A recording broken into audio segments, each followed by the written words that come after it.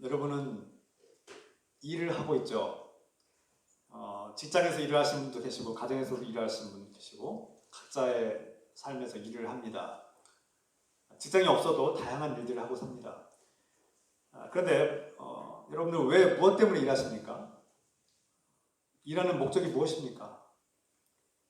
또한 우리 그리스도인들에게 일과 신앙은 무슨 관계가 있습니까? 오늘 이러한 질문을 여러분들에게 드리면서 오늘 말씀을 전하려고 합니다. 이 질문이 여러분들에게 당혹하게 느껴질지도 모르겠습니다. 너무나 뻔한 질문 아니냐, 일 당연하게 해야 되는 것인데 왜 그런 질문을 하시느냐고 그렇게 의문을 가질지도 모르겠습니다. 그런데 우리 그리스도인들, 하나님을 믿는 백성들은 우리가 하는 일들이 하나님과 관계가 되어 있음을 우리가 늘 돌아봐야 된다는 말씀입니다. 오늘 이 일에 대한 주제를 가지고 말씀 전할 때 성경은 우리에게 무엇을 가르치고 있는가, 성경이 우리에게 무엇을 전하는지 함께 나누려고 합니다. 오늘 본문 요한복음 5장에서 예수님은 베데스다 연못가에서 38년 동안 꼼짝 못하는 중풍병에 걸린 중환자를 고쳐주셨습니다. 우리가 이미 지난 시간에 나눴죠. 그 공동체에서 가장 보잘것없고 연약하고 절망적인 상황에 처해 있는 가장 약한 사람에게 다가오셨고 그 보잘것없는 가장 연약한 사람을 고쳐주시는 주님의 은혜를 우리가 지난주에 나눴습니다. 우리가 모든 사람들이 다 불쌍하고 안타깝고 연약한 사람들이 많이 있지만 그 중에서도 가장 연약하고 가장 불쌍하고 힘이 없는 그 경주에서 꼴찌할 수밖에 없는 사람에게 관심하시는 주님의 마음, 그 마음이 우리 그리스도인들에게도 있기를 소망합니다. 오늘 예수님께서 그 병자에게 절망에서 희망과 자유를 얻게 하셨고 그 고통에서 해방시킨 이 사건이 우리에게는 기쁜 일이죠. 이 일은 누구에게나 기쁜 일이고 놀라운 일이고 축하할 일입니다. 인간다운 삶이 회복되고 고통에서 자유를 얻었고 해방되는 일입니다. 대단히 기쁘고 축복할 일이죠. 그런데 유대인들의 반응은 어땠습니까? 오늘 요한복음이 전하는 유대인들의 반응, 특히 유대인이라고 했지만 유대인 지도자들을 의미하죠. 이 율법을 잘 지키는지 준수 여부를 감시하는 자들.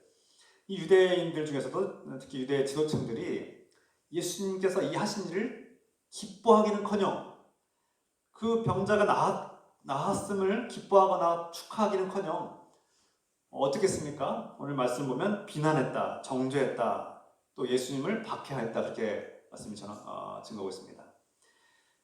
유대인들은 안식일에 예수께서 병자에게 자리를 들고 걸어가라고 한 행위가 율법을 어겼다, 법을 어겼다, 모세가 준 법을 어겼다고 정죄했던 것이죠.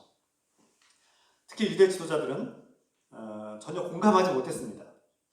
누군가가 아픔과 고통에서 해방된 것을 기뻐하는 것이 공감인데, 그것이 정상적인 올바른 인간의 반응인데 유대 지도자들은 그 반대의 모습을 보였다는 것입니다. 기뻐하기는커녕 오히려 그것을 정죄하고 비난했던 것이죠.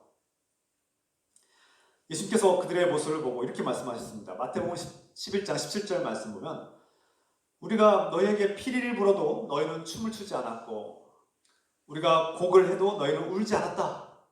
무슨 말씀입니까? 마치 시장터에서 아이들이 노를 때 막 악기를 연주하고 북을 치고 장단을 맞춰서 리듬을 맞춰서 춤을 추는데 저들은 우리에게 호응도 하지 않고 우리가 아무리 흥겹게 춤을 추고 노래를 해도 함께 동참하지 않았다는 것입니다.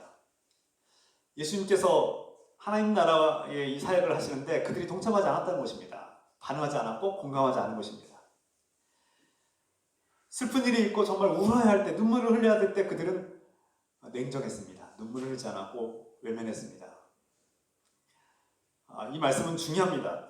예수님 말씀처럼 유대 지도자들이 공감 능력을 상실했다. 영적인 공감 능력을 상실했다는 것이죠. 그냥 단순히 1차적인 공감뿐만 아니라 함께 기뻐할 때 기뻐하지 않았고 슬퍼하지 않는 하나님 나라 운동에 참여하지 않는 이 모습이 너무나 안타까운 것을 말씀하고 있는 것입니다.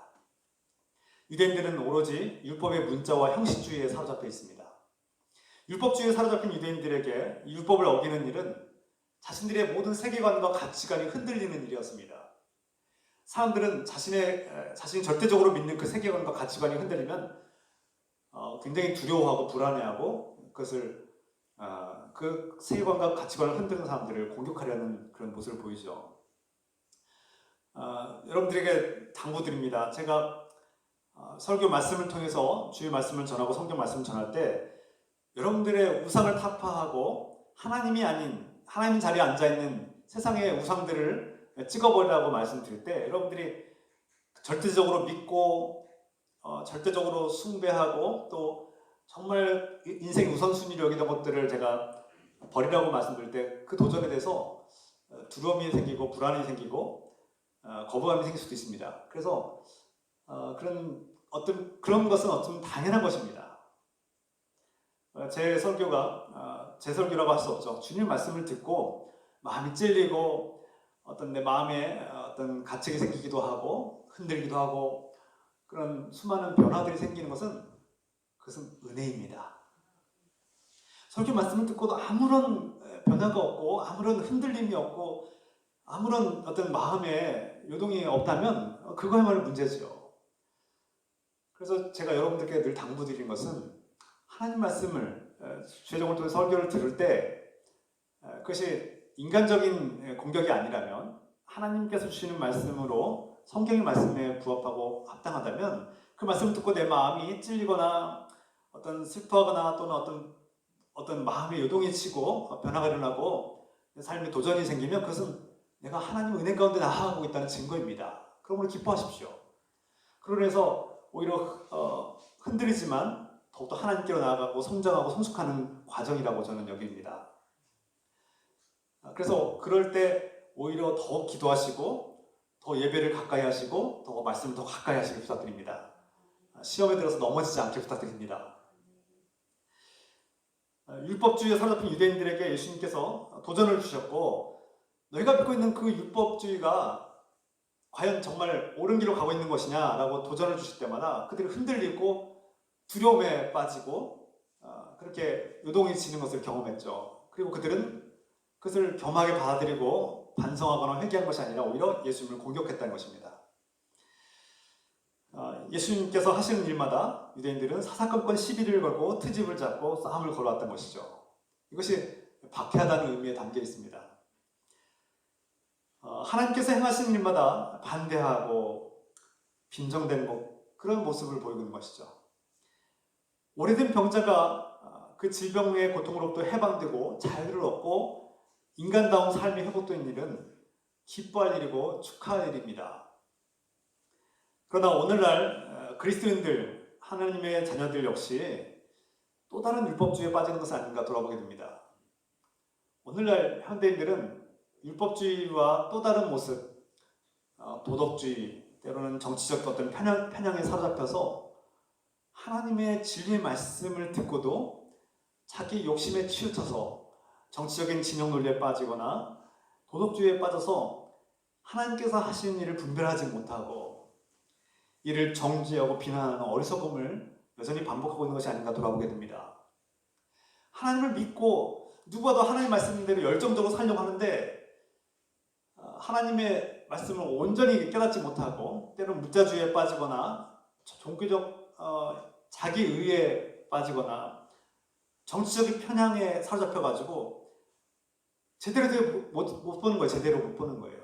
코로나19를 이것을 그냥 어떤 정치적인 논리로 해석하고 이것을 전체적인 하나님께서 하시는 이 큰 역사와 큰 그림을 보지 못하고 마냥 이 정치적인 해석만으로 우물안의 겨울처럼 해석하고 그래서 엉뚱한 행동들을 하는 경우가 많이 있지 않습니까? 제가 구체적으로 말씀드리진 못하지만 여러분들에게 또 연약함 또 넘어지실까봐 제가 더 이상 말씀드리지 않겠습니다.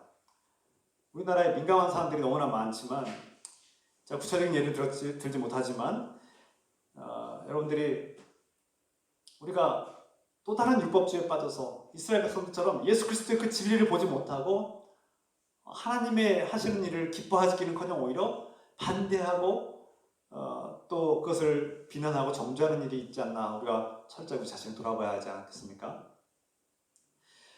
무엇보다 하나님 나라의 백성은 하나님께서 기뻐하시는 일이 무엇인지 분별할 줄 알고 그 함께 동참하고 그 기뻐할 일에 공감하고 그 일에 동참하는 것이 진정한 하나님의 모습, 하나님의 자녀들의 모습이다라는 것을 우리가 되새겨야 합니다.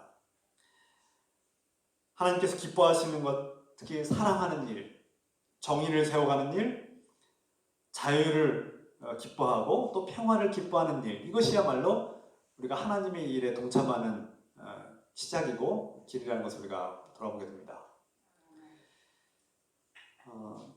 오늘 본문에서 유대 지도자들뿐만 아니라 유대인들까지도 안식일에 관한 법과 관습을 어긴 예수님을 박해하였다고 그렇게 증언하고 있죠. 16절 말씀입니다. 16절 말씀. 그러므로 안식일에 이러한 일을 행하신다 하여 유대인들이 예수를 박해하게 된지라. 예수님을 공격하고 박해할 때 예수님께서 어떻게 반응하셨습니까? 17절 말씀 같이 읽겠습니다. 17절입니다. 예수께서 그들에게 이르시되 내 아버지께서 이제까지 일하시니 나도 일한다. 내 아버지께서 이제까지 일하시니 나도 일한다. 하나님께서 태초로부터 지금까지 쉬지 않고 일하신다는 것입니다. 그리고 아버지께서 일하시니 하나님의 아들인 나도 일한다. 이것이 예수님의 말씀이고 응답입니다. 예수님은 이 유대인들과의 논쟁, 안식일에 대한 이 논쟁을 일과 안식, 노동과 쉼의 차원에서 말씀하고 있는 것이죠. 노동과 쉼의 차원에서 율법은 안식일에 노동을 멈추고 쉬어야 된다 이렇게 명령하고 있죠. 출애굽기 20장에 자세히 나오고 있습니다. 출애굽기 20장 10절 말씀에 너희는 노동을 멈추고 일하지 말라. 안식일에 쉬어야 된다라고 분명하게 말씀하고 있고 강조해서 거듭 말씀하고 있습니다. 유대인들은 이러한 율법을 잘 지키기 위해서 구체적으로 연구하고 이것을 발전시켰는데요. 안식일에 농사를 멈추고 가축 돌본 일을 멈추고 여행도 멈추고 그 안식일에는 이동을 제한해서 200걸음 이상은 걸어가지 말라 이런 예를 들어서 이런 안식일의 규칙을 만들었습니다. 안식일에 일하지 말라는 것을 자신들의 나름대로 구체적으로 만들었고 규칙과 규율을 세워서 그것이 전통과 관습으로 이어진 것이죠. 성경에는 노동을 멈추라고는 했지만 구체적으로 어떻게 노동을 멈추라고 구체적으로 말씀하지 않고 있습니다. 그러니까 유대인들은 그것을 구체적으로 발전시킨 것이죠. 성경에는 하나님을 예배하고 하나님을 기뻐하고 진정한 안식에 대해서 원리를 말씀하고 있는데 인간들은 그것을 세분화하고 구체적인 명령을 시행함으로써 오히려 모순에 빠지게 되고 하나님의 그 말씀의 본질에서 벗어나게 되는 그런 모순의 결과를 가져오게 됩니다.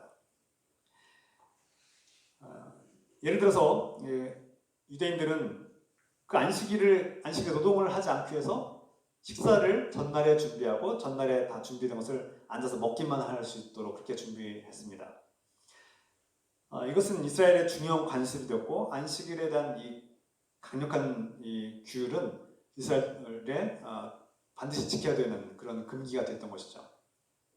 그런데 예수님께서 이 금기를 깨뜨리신 것이죠. 이스라엘 백성들은 하나님의 말씀을 엄격하게 지키려고 노력했고 열정적으로 그 말씀에 반응했습니다. 참 좋은 일이에요. 하나님께서 주신 그 율법을 잘 지키려고 열심히 하다 보니까 이런 일이 생긴 것인데 그러나 잘못된 열정은 오히려 하나님의 말씀에서 그 원리와 본질에서 벗어나게 되는 것을 우리가 종종 보게 됩니다. 우리가 열정은 참 귀한 것이고 열심히 신앙생활하는 것은 좋은 일인데 격려하고 참 기쁜 일인데 잘못된 길로 가고 있는 신앙은 잘못된 신념과 믿음 안에서 잘못된 지식을 가지고 열정이 합쳐지면 오히려 없는 이만 못할 경우가 많습니다. 열정은 참 귀한 것인데 잘못된 지식과 결부하면 그것은 오히려 독이 되는 것이죠. 이스라엘 백성들이 그런 결과를 가져왔습니다. 대부분 이스라엘 백성들은 오랫동안 이 안식일에 대한 규율과 법을 관습을 준수해 왔는데요. 예수께서 이에 대해서 반박하고 있습니다. 하나님께서 안식일에도 쉬지 않고 일하신다고 말씀하십니다. 고대 사회에서 가부장제 사회에서 아버지가 밖에 나가서 일을 하면 성인 장성한 아들이 함께 따라가는 것이 당연했습니다. 물론 어린아이를 제외하고 아버지를 따라가서 자녀들은, 주로 아들들은 아버지가 하시는 일을 배우고 또 조력하고 돕고 아버지와 함께 일하는 것이 당연한 자리였습니다. 아버지가 일하는데 아들이 일하지 않고 집에 있는 것은 상상하기 어려운 일입니다. 아버지가 이 아들이 아버지를 잘 돕고 잘 섬길수록 또 아버지가 그 가업을 물려줄 가능성도 크죠. 물론 대부분 맏아들이 가업을 물려받았지만 또 아버지를 잘 돕고 섬기는 또 기술을 배우는 자녀들이 아버지 가업을 물려받을 때도 많이 있었습니다. 중요한 것은 아버지가 일할 때 아들도 함께 일한다는 것입니다. 이것이 당연한 것이었습니다. 그러므로 예수님께서는 아버지께서 일하심으로 나도 일한다. 아버지가 일하는데 아들이 가만히 있을 수 없지 않겠느냐, 이 말씀을 하고 있는 것이죠. 예수님은 안식일의 목적에 대해서 말씀하고 있습니다. 안식일이 단순히 노동을 멈추고 쉬는 것이 아니라, 아무 일도 하지 않는 것이 아니라 하나님께서 기뻐하시는 일, 하나님께서 하시는 일에 동참하는 것이라고 분명히 말씀하고 있습니다. 이것이 안식일의 목적이라고 말씀하고 있는 것이죠. 그러므로 유대인들이 생각하고 있는 안식일, 그냥 노동을 하지 않고 일을 멈추고 아무것도 하지 않는 것이 안식일이라고 생각했던 이스라엘 백성들의 개념, 그 생각에 도전을 주신 것입니다. 안식일의 목적이 무엇이냐? 하나님을 기쁘게 하는 것이다. 하나님께서 하시는 일에 동참하는 것이다. 하나님께서 기뻐하시는 무엇이냐? 그 고통 속에, 절망 속에 오랫동안 하나님을 갈망하고 하나님의 은혜를 기다리는 그 38년의 중풍병자에게 다가가는 일, 그에게 고통으로부터 해방시키는 일, 그에게 인간적인 삶을 회복하시는 일, 이것이 가장 먼저 해야 될 일, 하나님께서 안식일에 기뻐하시는 일이라고 주님께서 말씀하고 있는 것이죠. 우리가 안식, 쉼에 대해서 아무것도 하지 않는 것이라고 생각한다면 그것은 잘못된 것이라는 도전입니다. 아무것도 하지 않는 것이 아니라 하나님과 더 가까이 나아가기 위해서, 하나님으로부터 소원해진 우리가 하나님께 가까이 나아가기 위해서 무언가를 하는 것, 하나님께서 기뻐하시는 일이 무엇인지를 돌아보고 그 일을 하는 것이 안식일의 목적이라고 말씀하고 있는 것이죠. 그러므로 예수님께서는 이스라엘 백성들이 생각하고 있는 안식일에 대한 도전을 주신 것입니다. 이것은 오늘날 우리에게 무엇을 의미합니까? 여러분들은 하나님께 예배합니다. 주일이라는 이 주일에 우리는 약속하고 이 주일에 모여서 하나님 예배하죠. 그럼 무엇 때문에 예배합니까? 예배의 목적이 무엇입니까? 우리가 과연 하나님께서 기뻐하시는 일을 하고 있습니까? 우리가 예배의 목적을, 그 본질을 회복하고 하나님께서 하시는 일에 동참하고 있습니까? 우리가 지금 하고 있는 일, 이 예배라는 일, 이 예배 가운데 하나님께서 하고 계시는 일에 동참하기를 부탁드립니다. 하나님과 관계가 없이 예배 드리는 것, 하나님과 아무런 상관이 없이 예배에 앉아있는 것은 의미가 없지 않을까요? 유대인들은 예수님의 말씀을 듣고 더욱 분노했습니다. 더욱 공격적인 태도를 보였습니다. 오늘 16절 말씀에 그들이 박해하였다. 그리고 18절 말씀에 예수님을 비난하는 모습이 나오죠. 유대인들이 이로 말미암아 더욱 예수를 죽이고자 하였다. 예수님을 이제 죽여서 없애야 되겠다는 생각을 하게 되었다는 것입니다. 그 이유가 무엇이냐? 예수님께서 안식일의 규율을 어겼을 뿐 아니라 나아가서 하나님을 아버지라고 칭했기 때문이라고 성경이 말씀하고 있습니다. 두 가지가 핵심이죠. 안식일을 어긴 것도 매우 중대한 범죄라고 생각했고, 두 번째는 하나님을 어떻게 아버지라 부를 수 있느냐. 이게 하찮은 작은 존재가, 천한 존재가 어떻게 하나님을 아버지, 당시대의 아버지와 아들은 하나이므로 아버지라고 부르는 순간 하나님과 동등한 자리에 간 것이죠. 당신같이 천한 존재가 어떻게 하나님의 아들이 될 수 있느냐, 이런 질문입니다. 당시대 유대인들의 세계관으로 볼 때 하나님을 아버지라고 부르는 것은 신성모독으로 여겨졌습니다. 그런데 성경에서는 하나님을 아버지라고 고백하고 아버지, 우리가 하나님께로부터 태어난 영적인 존재임을 고백하는 것이 마땅한 일인데, 유대인들은 하나님을 아버지라고 부르는 것을 신성모독으로 여겼던 것이죠. 그것은 하나님을 자신과 동등한 위치에 두는 것으로 그렇게 여겨졌습니다. 아주 큰 죄에 해당하는 것이죠. 안식일에 대한 논쟁이 점점 이제 신성모독으로 확장된 것입니다. 그래서 이 신성모독죄를 지으면 유대인들은 돌로 쳐 죽이라는 그런 명령과 관습이 있었기 때문에 예수님을 죽이려고 했다, 돌을 들어서 던지려고 했다는 그런 것을 우리가 알게 됩니다. 요한복음 10장 33절 말씀 보면 네가 아버지라고, 하나님 아버지라고 부르는 것은 신성모독죄고 우린 너를 죽일 수 있는 그런 명분이 있다라고 말하고 있습니다.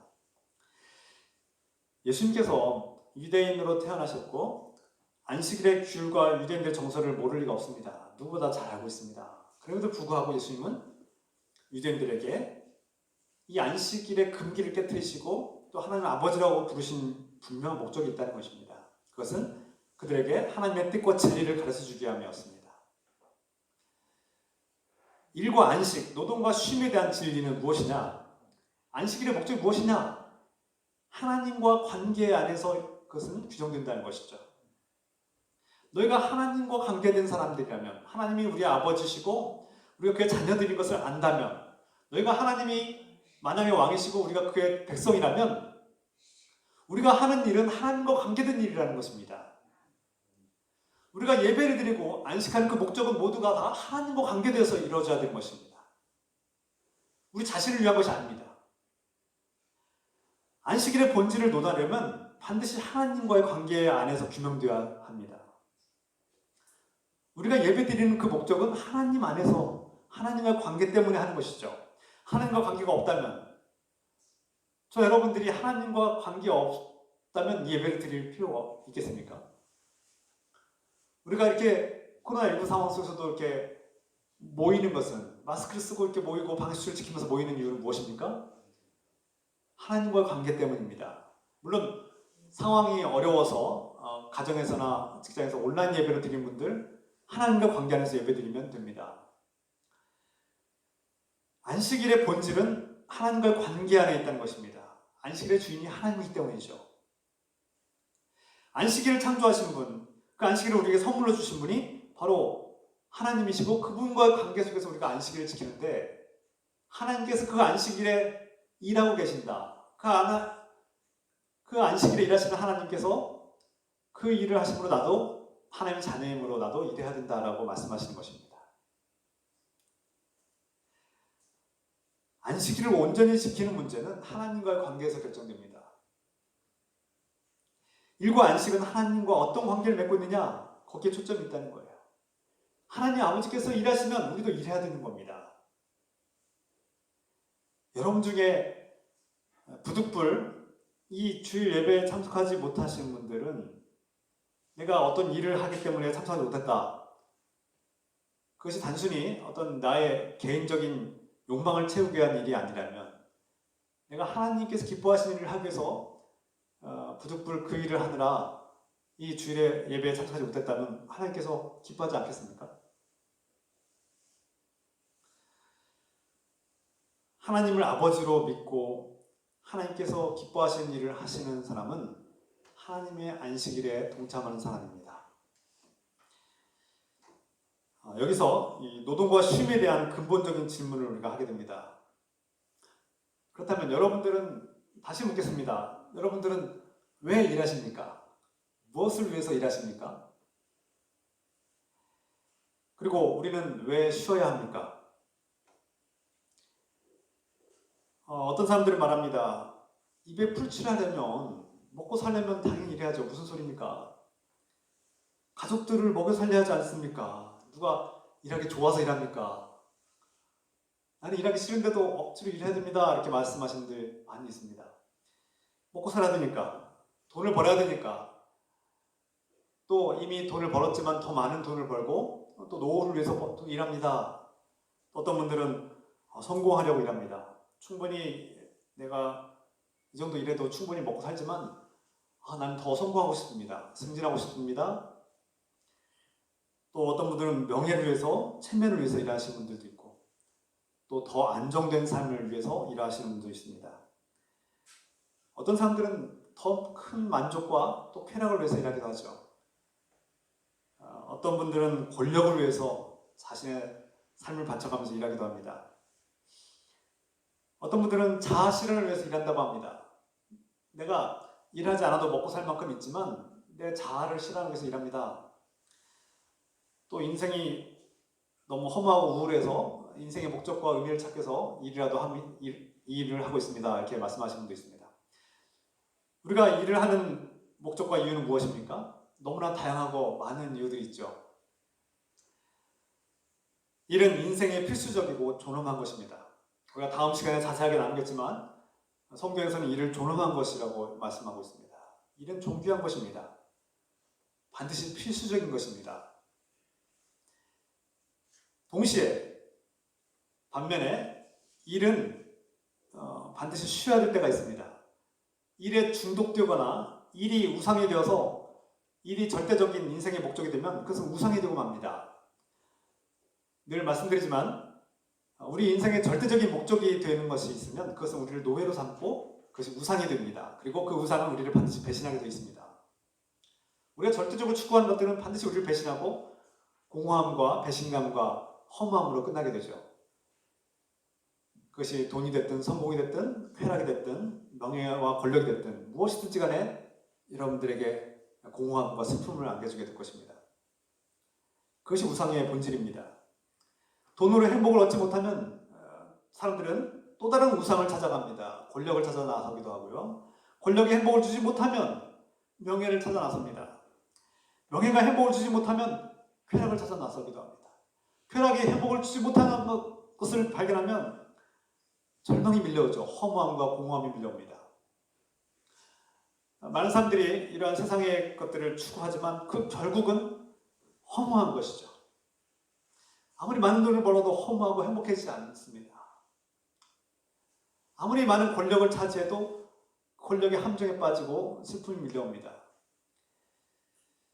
우상은 수용자들을 노예로 삼고 결국 배신하고 마는 것을 우리가 경험했고 또 알 수 있습니다. 앞에서 말씀드린 것처럼 우리는 왜 일하고 있습니까?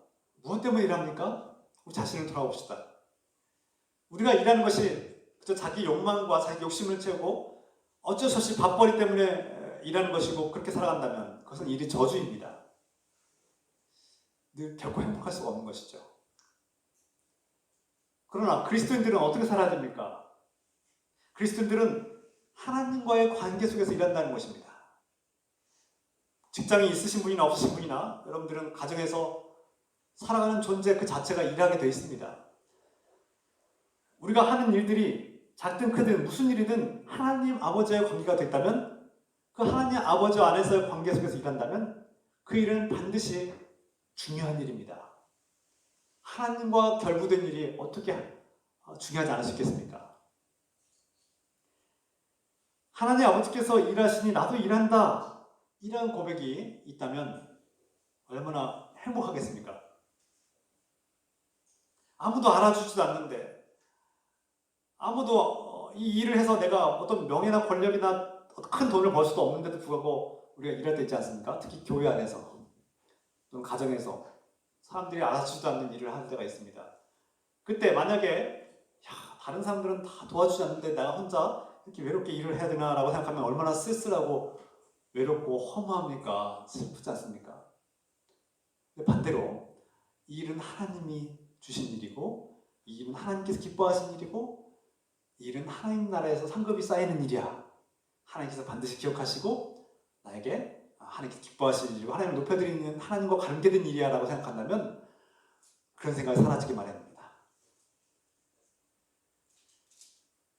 예수님께서 유대인들로부터 비난받고 정죄당하고 공격을 받으실 때 자신이 왜 이 일을 하는지 그 이유를 하나님 아버지의 관계에서 말씀하고 있는 거예요. 너희들이 아무리 비난하고 공격하지만 나는 하나님 때문에 일하고 있고 하나님 안에서 그분과의 관계 속에서 일한다는 것입니다. 그러므로 기쁘죠. 보람된 일입니다. 중요한 일입니다. 비난과 장애물이 있을지라도 얼마든지 뛰어넘을 수 있는 일입니다. 저와 여러분들이 세상에서 살면서 예수 그리스도를 믿고 하나님 나라를 소망하는 자녀로 사는 때 얼마나 많은 공격과 비난과 또 방해물과 장애물들을 만납니까? 특히 갈수록 코로나19 시대에 우리 그리스도인들은 더 위축되었고 더 비난하는 사람들이 많아졌고 기독교의 이런 오해들이 더 쌓여서 갈수록 위축되고 있는 상황이 있습니다.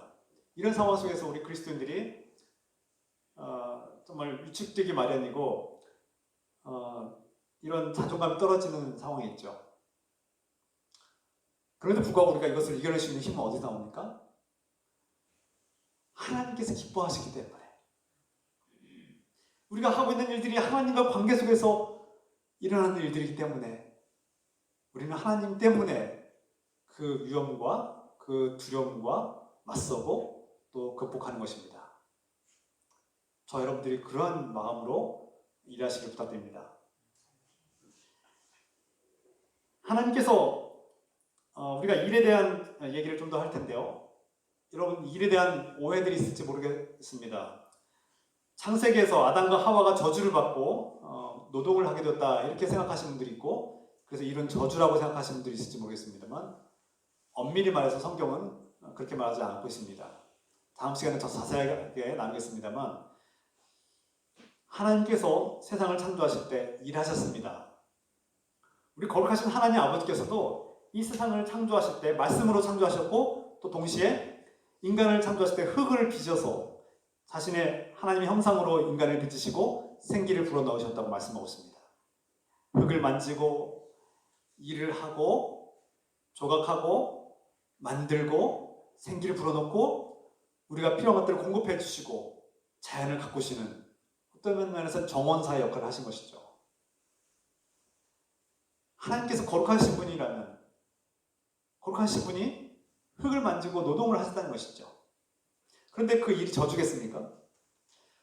이 땅에 죄가 들어오기 전에 아담과 하와가 죄를 짓기 전에 이미 하나님께서는 아담과 하와에게 일을 하라고 명령하셨고 이 에덴 동산과 세상을 다스리고 관리하라고 가꾸고 섬기라고 말씀하셨죠. 일을 주신 것입니다. 일한 것입니다.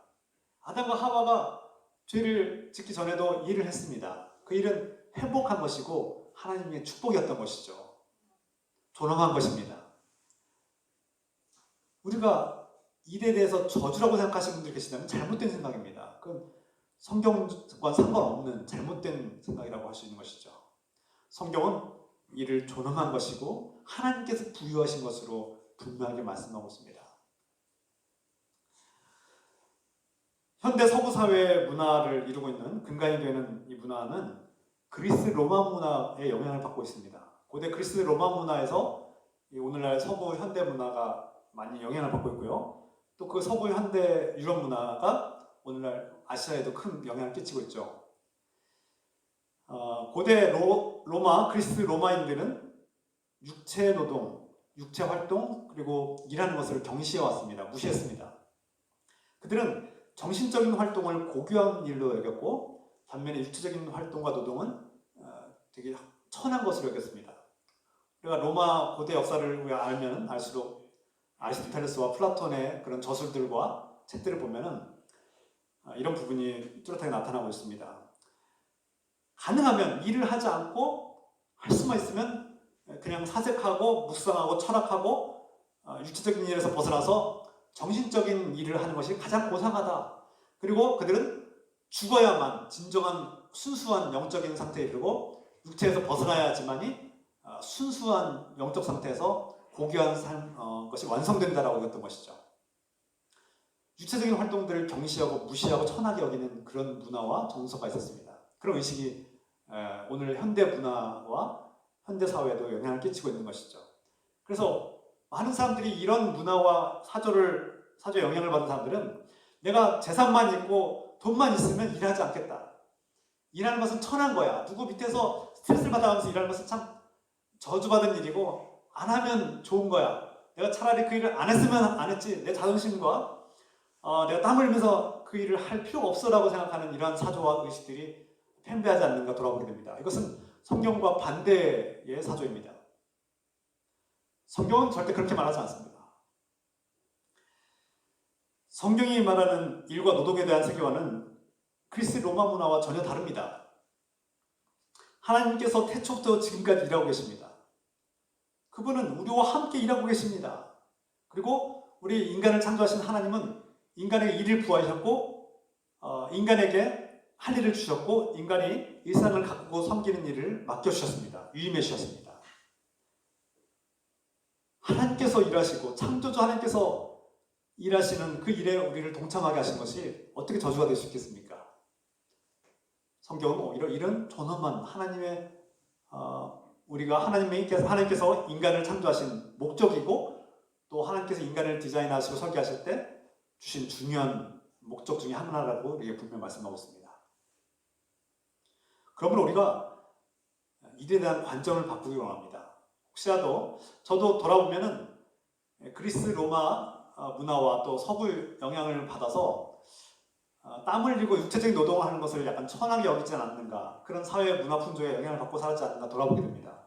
그것은 성경과 상관없는 오히려 비성경적인 사조이고 그것을 벗어나야 되는 것이며 벗어나야 되고 정말 성경적인 생각과 사고로 일을 존엄하게 여기고 내가 하고 있는 모든 일들이 하나님께서 기뻐하시는 일이라는 것을 깨닫기를 원합니다. 할렐루야. 일의 목적은 일은 저주가 아닙니다. 그리고 일의 목적은 단순히 밥벌이에서 끝나지 않습니다. 밥벌이로 이걸 풀칠하는 것은 중요합니다만 거기서 끝나는 것이 아닙니다. 그 이상입니다. 일은 하나님께서 맡겨주신 사명입니다. 하나님의 나라와 역사와 그 사역과 놀라운 구원의 역사에 동참하는 것이 일입니다. 물론 일에는 적절한 쉼이 필요하다고 했습니다. 우리가 일과 쉼에 대해서 나중에 좀 더 알아보겠지만 적절하게 일을 하고 또 적절하게 쉬어야 되는 것이죠. 그래서 일과 쉼이 균형을 잡고 조화를 이루어야 합니다. 중요한 것은 우리가 하고 있는 일, 매일 반복하는 일, 직장과 일터에서 또 가정에서 하는 일, 또 무슨 일이든 상관없이 우리가 하고 있는 이 모든 일은 하나님 아버지와 관계된 일이고 하나님 아버지 안에서 우리가 이 일을 하고 있다는 것을 하나님께서 위임하시고 맡겨주셨다는 것을 깨달아야 합니다. 어떤 일에도 천하거나 하찮은 것은 없습니다. 앞서서 말씀드렸듯이 일의 종류와 높낮이를 설정하는 것은 그리스 로마 문화의 이교 문화에 영향을 받은 것 때문입니다. 어떤 일은 정신적인 사직과 같은 철학적인 일을 정치하는 일들은 고상한 일이고 육체 노동을 하고 흙을 만지고 땀 흘리고 그런 일과 노동은 하찮고 천한 것이다라고 말한다면 그것은 성경과 전혀 상관없는 이교 문화, 그리스 로마 문화의 영향을 받은 것이라고 생각하셔도 좋습니다. 잘못된 문화입니다. 비성경적인 세계관입니다. 그리스도인들은 하나님을 믿고 하나님과 관계 속에서 일하는 하나님의 백성들은 하나님께서 우리가 하는 일을 통해서 하나님의 뜻을 펼쳐오고 있다는 사실을 깨달아야 합니다. 그러므로 여러분들이 가지고 있는 직업과 직장이 세상에서는 그렇게 명예롭고 자랑할 만한 것이 아니라고 생각하시는 분이 계셨다면 이제부터 관점을 바꾸십시오. 종교개혁자 마틴 루터의 선포처럼 우리가 하는 일은 무슨 일이든 귀천이 없습니다. 루터는 선포합니다. 여러분들이 심지어 걸레를 빠는 일, 청소를 하는 일, 또 음식을 만드는 일, 물건을 나르거나 만드는 일들, 또 컴퓨터 작업을 하는 일들, 사람을 돌보고 장애인들을 돌보는 일, 기저귀를 갈아채우는 일, 무슨 일이든 내가 어떤 경비를 하는 일, 또 예술가로서 어떤 예술가의 활동하는 일들, 무슨 일이든 귀천이 없습니다. 어떤 것은 고상하고 어떤 것은 창피한 일이 아닙니다. 없습니다. 그런 일은 없습니다. 하나님께서 뜻이 있어서 여러분들에게 그 일을 맡겨주신 것입니다. 여러분들의 은사와 탤런트, 은사와 그런 재능과 여러분들의 그 그릇에 맞게 하나님께서 그 일을 주신 것이죠. 그러므로 내가 하고 있는 일은 하찮거나 하나님과 아무 상관이 없거나 이것은 그냥 밥벌이를 위해서 어쩔 수 없이 하는 일이라고 생각했다면 생각을 바꾸셔야 합니다. 우리가 왜 일을 하는지 하나님과의 관계 안에서 우리가 대답을 찾아야 합니다. 예수님께서 하나님 아버지와 함께 일하고 계신다고 말씀하신 것처럼 우리도 지금 내가 하고 있는 일이 하나님 아버지와의 관계 속에서 하는 일입니다라고 고백해야 합니다. 야, 화장실에 타일을 붙이는 게 어떻게 하나님과 관계된 일이야? 라고 하나님께서는 그 일을 기뻐하십니다. 그 일은 하나님 나라와 연결되고 하나님과 관계된 일입니다. 예수님께서 고통하며 죽어가는 이 38년 된 병자를 대면하시는 일, 치유하시는 일은 하나님의 일이죠. 말씀을 가르치고 전하는 일, 하나님의 일입니다. 예수님께서 십자가에서 우리의 죄를 대신 짊어지신 일, 목숨을 바친 일은 우리를 구원하는 일이었습니다. 주님께서 하신 그 일을 통해서 우리는 자유를 얻었고 영원한 생명을 얻게 되었습니다. 구원을 받았습니다. 지금 우리가 하고 있는 일들이 주님과 관계가 없다면 하나님 나라와 상관이 없습니다. 그냥 나의 밥벌이로서 나의 욕망을 채우기 위해서 생존을 위해서 하는 일로 끝난다면 참 얼마나 허무한 일입니까? 내 인생이, 나의 삶의 목적이 내가 정말 그 몇 푼을 벌기 위해서 존재하는 것입니까? 아니라는 것입니다. 우리가 하고 있는 일이 아무리 보잘것없을지라도 주님과 관계된 일이고 이 일이 분명히 주님께서 이 일을 통해서 주님 나라와 역사를 위해서 나를 쓰시고 있다고 확신하신다면, 그런 믿음이 있다면 그 일은 반드시 하나님께서 기억하시는 일이고 그 일을 통해서 하나님께서 놀라운 열매를 맺으실 것입니다. 하나님을 위한 일을 한다면 그 일은 허무하게 끝나지 않습니다. 누가 알아주든 알아주지 않든 그것이 돈벌이가 되든 안 되든 하나님 안에서 그런 믿음을 가지고 일한다면 하나님께서 반드시 기억하시고 하나님 나라에서 갚아주실 것을 믿습니다. 그런 믿음이 없이 일한다면 우리는 비참해질 뿐입니다. 불행해질 뿐입니다. 여러분 중에 혹시나 오해할 분이 계실지 모르겠습니다. 주님과 관계된 일, 하나님께서 기뻐하시는 일이라고 했는데 그 일이 꼭 교회 안에서만 하는 일입니까? 아닙니다. 교회 안에서 교회 사역과 함께 교회 밖에서도 똑같습니다. 마찬가지입니다. 교회 안에서 하는 사역은 하나님과 관계된 일이고 교회 밖에서 하는 일들은 세상 일입니까? 아니라는 겁니다. 하나님은 교회 안에서도 일하시지만 교회 밖에서도 일합니다. 하나님께서는 하나님을 믿는 백성들에게 햇빛을 주시지만 하나님 믿지 않는 사람들에게도 햇빛을 주십니다. 비를 내려주실 때 하나님을 믿는 사람들에게 주는 것이 아니라 하나님을 믿지 않는 사람들에게도 주십니다. 하나님은 어디서나 일하고 계십니다. 교회 안에서만, 교회 사역만 거룩한 일이 아닙니다. 우리가 밖에서, 교회 밖에서 하고 있는 모든 일들이 주님과 관계된 일임을 우리가 명심해야 합니다. 그러므로 여러분, 지금 이 순간에도 우리와 함께 일하시고 어디든지 우리와 함께 동행하시는 주님을 발견하기로 합니다. 교회 안에서만 하나님께서 일하십니까? 아닙니다. 교회 안에서만 예배드리고 교회 밖에 나가면 내 마음대로 살아도 됩니까? 아닙니다. 교회 안에서 분리하지 마십시오. 이런 이분법적인 사고방식은 성경과 전혀 상관없는 것입니다. 잘못된 생각입니다. 하나님은 분리하지 않습니다. 그러므로 교회 안에서도 거룩하듯이 교회 안에서 사랑으로 섬기려 하는 여러분 잘하셨습니다. 가정에서도 그렇게 하십시오. 직장에서도 그렇게 하십시오. 내가 하고 있는 일이 과연 하나님과 무슨 상관이 있을까 생각하시는 분들이 계실지 모르겠지만 여러분들이 하나님 은혜로 하나님께서 맡겨주신 사역이라고 생각하고 충실하게 감당한다면 반드시 그 일을 통해서 하나님께서 놀라운 일들을 펼쳐가실 것입니다. 우리가 하나님과 관계를 맺은 사람이라면, 여러분이 하나님의 자녀라면 하나님 아버지께서 일하심으로 나도 일한다고 고백하길 주님의 이름으로 축원합니다. 함께 기도합시다. 주님, 우리의